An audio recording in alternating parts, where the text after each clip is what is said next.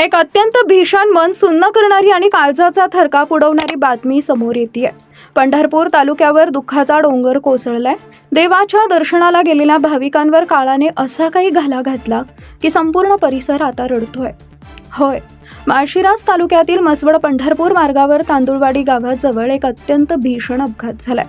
एक भाविकांनी भरलेली पिकअप गाडी थेट विहिरीत कोसळली आणि या दुर्दैवी अपघातात तब्बल 8 जणांचा जागीच मृत्यू झालाय।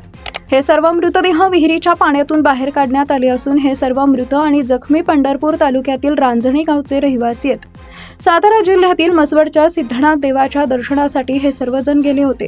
देवाचं दर्शन घेतलं, डोळ्यात आनंदाश्रू होते, सुखाचा संसार मागायला गेले होते, पण कोणाला माहित होतं की हा प्रवास त्यांचा शेवटचा प्रवास ठरणार आहे। गावाकडे परतत असताना तांदुळवाडी गावाजवळ चालकाचे वाहनावरील नियंत्रण सुटले।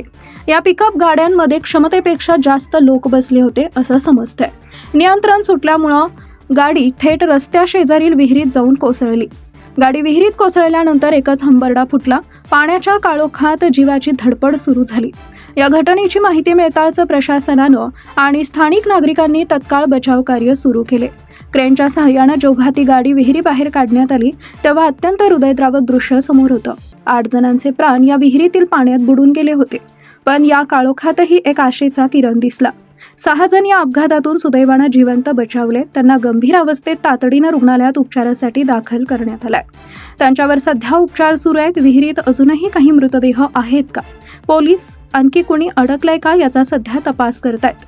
विहिरीच्या पाण्यात शोधकार्य अजूनही सुरू आहे। तिकडे रांजणी गावावर या बातमीनं जणू वीजच कोसळली आहे।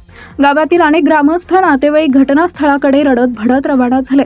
संपूर्ण रांजणी गावावर सध्या शोककळा पसरली असून गावात चूलही पेटलेली नाहीये।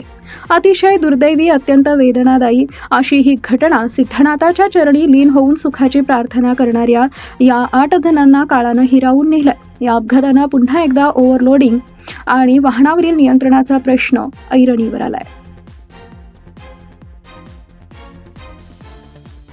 आज न्यूजसाठी संदीप जठार, गोंदवले।